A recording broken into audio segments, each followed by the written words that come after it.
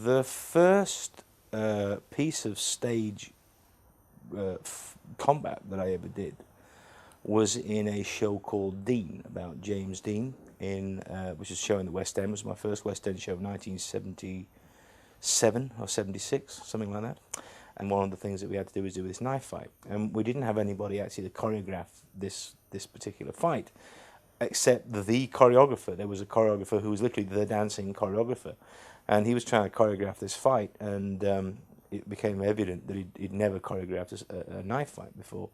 And myself and the lead actor, Glenn, who was playing James Dean, were working this out, and this choreographer was going, no, this is how you do it. And as he was doing it with me, I just flicked the knife out of his hand. And he went, oh, you know more about this than I do. You better do this. So I ended up choreographing this knife fight together. These are my second set of swords. They're actually customs and excise sabres, or naval sabres, we believe. They're at least about 120 years old, and they're real steel blades, and Terry went down and balanced them up and put the big pommels on that you can see, and that sort of Middle Eastern cross piece there and blade catcher, which made them very useful. But the blades are cutlasses.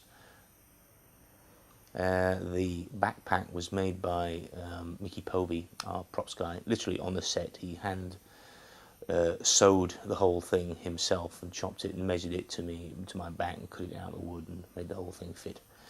And as you can see, they've done sterling service.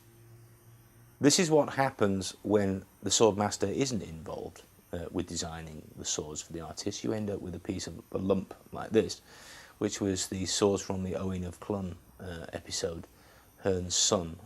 Originally these were made out of steel and bronze and weighed about 10 pounds apiece. This one is completely made of aluminium, and even so it's still unbelievably unwieldy, although it does ring rather nicely.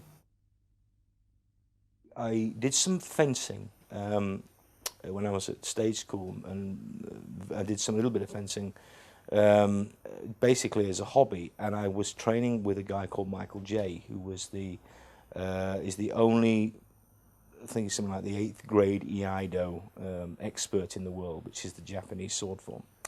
And there is a technique in Japanese sword using two small swords called wakazashis.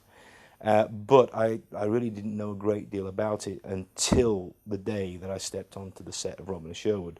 And I'd seen in the script there was to be a two-handed sword fight. And I was actually playing with two knives at home. These, in fact, these very knives, which are Gurkha kukris. And we're playing with these and sort of swinging them around just to see what could happen. And actually carved a piece of one of the back of the knives off. Nazir's fighting style came out of a practicality with the stunt guys. What we discovered was that because the two-handed sword fighting style itself was virtually unbeatable, if somebody was attacking me with one sword, I could tag them really easily. So we invented this style where I would do a lot of attacking and waving of swords, and people kind of just tried to fend me off. That was one of the stunt guys' most entertaining moments, working out how they were going to deal with this. And this whole thing with the backpack was invented so I could carry the swords in a way that I could also carry the bow and the arrows. I put the arrows around my waist and hung them from my belt as well, which I could get to faster than having them on the back, but I needed to get rid of the swords somehow out of the way.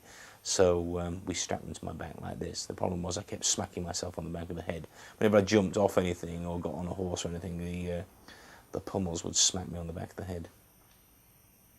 The first pack that we actually had, I couldn't actually draw out without assistance from the props people, so this is why we made these, so I could actually draw them on camera, in one movement.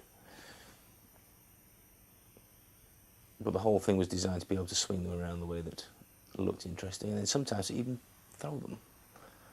Which, of course, these little swords, because they're very well balanced, you can throw them. In one episode I did throw them.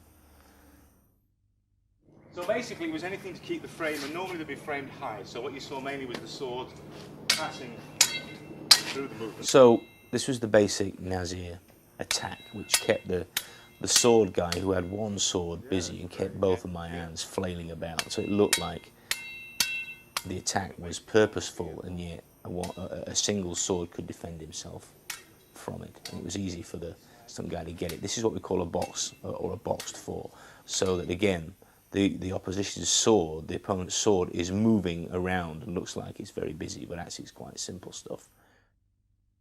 These would be two-handed parries to get people out of the fight really quickly, because if you just wanted a quick fight, this is what you would do. The concept of counterpunching was that however somebody attacked you, I could always parry away with one sword and counterattack with the other. So we developed the style of cross-blocking and kicking, or cross-blocking and slicing across the opponent, so that, you know, I always enjoyed those. It worked best from this angle. We used that in, again, Hearn's son, we used that several times in several fights. So whichever way I parried, if I did a cross-block there, I could kick on that side.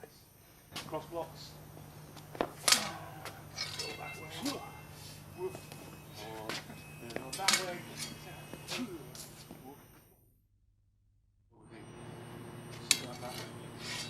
That's the scissors cut that we used quite a lot, and the idea was to catch the opponent's sword and bind it away, and then basically cut their head off in a scissor.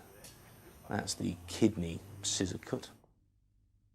Terry Walsh developed what has survived to this day and is known as Robin Hood 1, 2 and 3. And most of the stunt guys knew this. It was a way of being able to fill in the background of any sword fight quickly without too much rehearsal. This is Robin Hood 2. And a gimbal. And you could finish it off with a bind or some kind of a gimbal.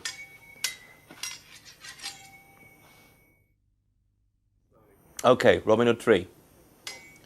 Basically used for getting us to reverse in the camera. If we were shooting from a different angle, and you needed to get people to reverse in the shot. Very simple movement, but it meant that we could change places so that we could swap sides for the reverses. So, very simple. Bang. Big slash. Through. So you start this side. There you go. Bang. I go the opposite side. And again, trying to keep the sword either at cheek or hip level, or certainly not below the knee, otherwise it looks like you don't need the shot. Woof. Boom. Boom.